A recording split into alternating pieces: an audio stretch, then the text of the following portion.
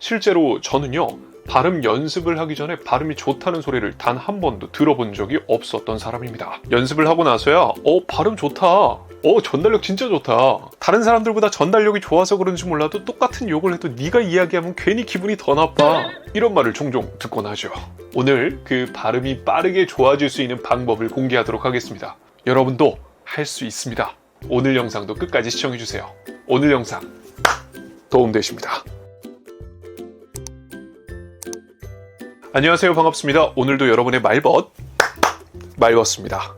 제 채널을 시청하고 있는 많은 구독자분들이 이 발음에 대한 스트레스, 고민이 이만저만이 아닌데요. 지금껏 모음부터 자음, 시옷, 리을, 지읒, 치읒 등등등의 다양한 발음법을, 훈련 방법을 영상으로 제작했습니다. 아직 영상을 못 보신 분들은 상세 내용란에 링크를 올려놨으니 꼭 참고해 주시기 바라고요. 다시 본론으로 돌아와서 문제는 이 발음을 계속 연습을 하는데 자꾸만 뭔가 발음이 좋아지는 것 같지 않은 그런 느낌적인 느낌이 든단 말이죠. 어떻게 해야 실질적으로 내 이 일상생활에서의 발음이 좋아질 수가 있을까요?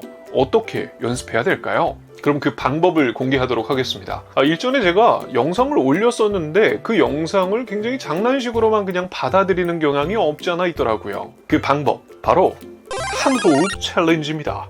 실제로 틱톡부터 해서 유튜브까지 아주 다양한 분들이 함께 참여를 해주셨던 한호흡 챌린지, 이걸 제가 원작자인 걸 모르는 분들이 많으세요. 제가 만들었어요.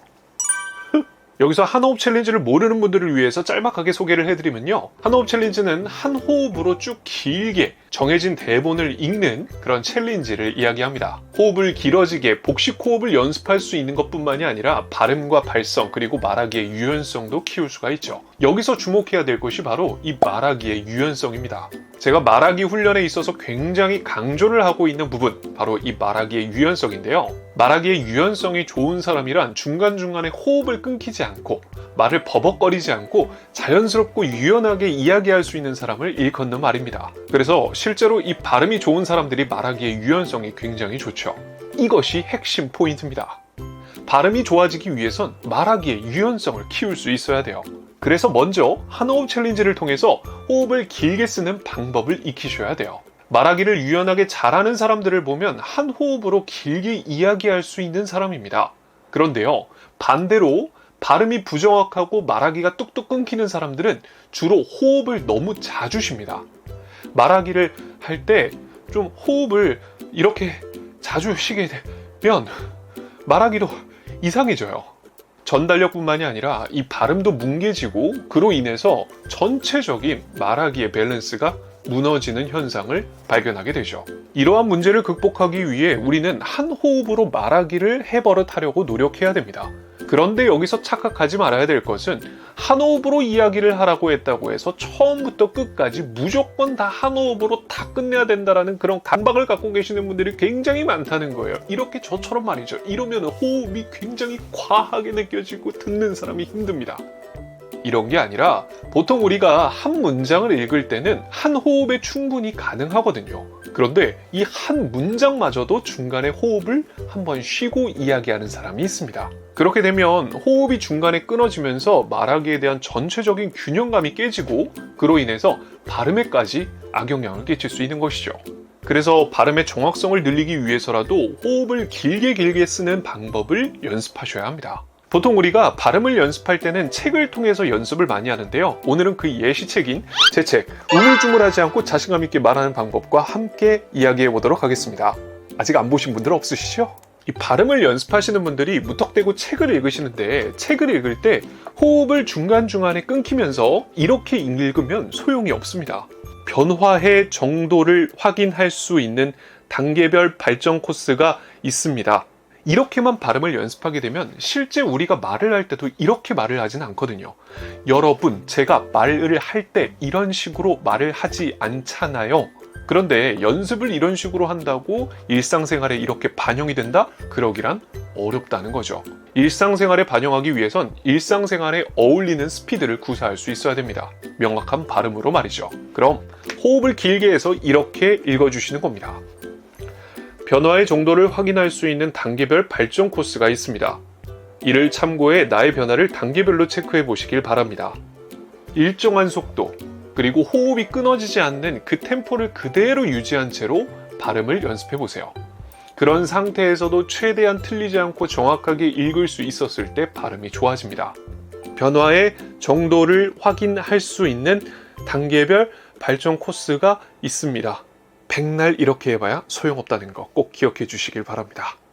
그리고 두 번째, 한호흡 챌린지 연습을 해야 되는 것은 이뿐만이 아닙니다. 한호흡 챌린지에서 실패하시는 분들 보면 두 가지 특징이 있습니다. 첫 번째는 아까 전에 이야기했던 호흡을 한 호흡으로 이어가지 못하기 때문, 이것이 가장 크겠고요. 두 번째는 발음에 미스입니다.